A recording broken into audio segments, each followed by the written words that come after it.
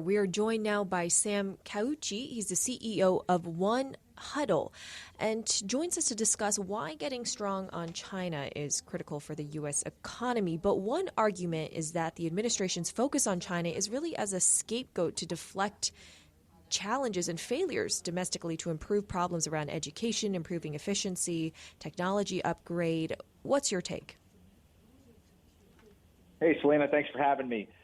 I think that the reality today is, the U.S. and U.S. companies today are losing a tremendous amount of market share because ultimately we're failing at the quality and speed with which we're able to identify job losses. And don't get me wrong, the unemployment rate obviously talks about it's a very strong number today.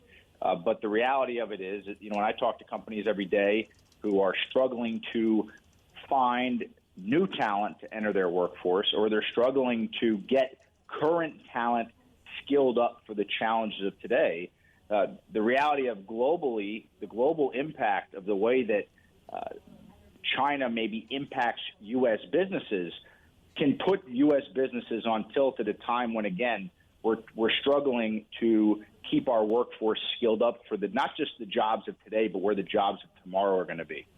It's interesting you make that point because here we have the Trump administration threatening to ban some visas, and I'm wondering about the flow of workers across borders. How critical is that these days? I think I'm in the One Huddle is a technology company, and we work pretty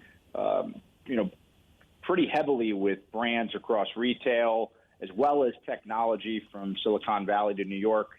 I think that the way that business owners are thinking about this and need to be thinking about it more so is that, a more productive workforce locally slows down the impact of what's happening abroad.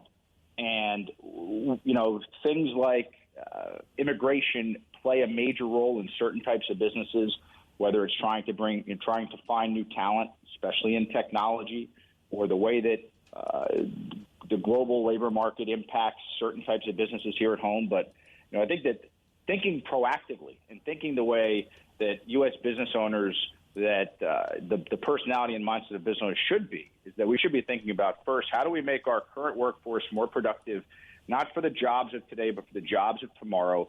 We got to get rid of this concept of coding schools today. We missed coding schools 20 years ago, and we need to find out what the jobs of tomorrow are going to be and get people prepared for them. And at the same time, we need to be more prepared to transition workers that are going to be displaced by the changing nature of work into new roles. And we need to do that really quick. China has made it a national goal to be the global leader in artificial intelligence in the near future. How much of this technology upgrade, new worker skill up, needs to come from the top down with more U.S. government involvement? I think that we need to be significantly more aggressive at leaning into the way that technology cannot.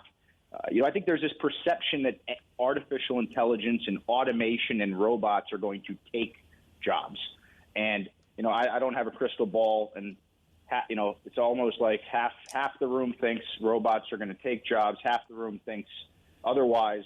I think that no matter what your point of view is, work is going to change, and it's going to change in ways we've never seen before and at a much faster rate than the Industrial Revolution. Okay, so it means, what does that look like, though? I mean, I don't want to know about the delta necessarily, but give me some concrete. What does the future look like? We're looking at a world where technology augments workers, and it augments workers in a very significant way.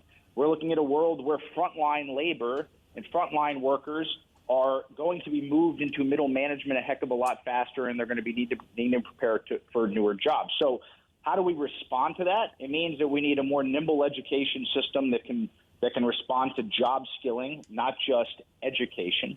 And we need companies to invest in technology with probably the assistance of some government motivation to make sure that companies are investing in the jobs of tomorrow without using technology from yesterday. Following up on Doug's question, can you give us a concrete example with a company that you've worked with or are working with now, and just walk us through the challenge they're facing and how you help them be prepared for that tomorrow?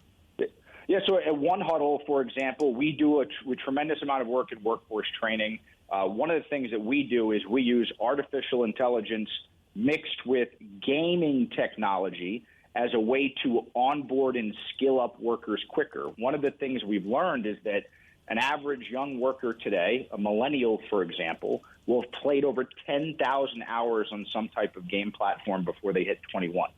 So we're working with brands like Tapestry and Vineyard Vines and ESPN who are finding ways to use gaming technology to motivate younger workers to get skilled up in the things they need to know faster. This is an example of companies that are trying to use technology to close a skill gap that is very real. And at a time when the economy is doing so well, we can't afford to have employees that are not performing optimally. So, Sam, very quickly, is that technology that you are driving, or are you basically taking stuff that other companies are creating and redeploying them for your clients? Very quickly. So, we built our own technology to do this, and there are a ton of examples of brands that are using artificial intelligence automation to close skill gaps. At One Huddle, we've done that with the focus on closing workforce skills quicker.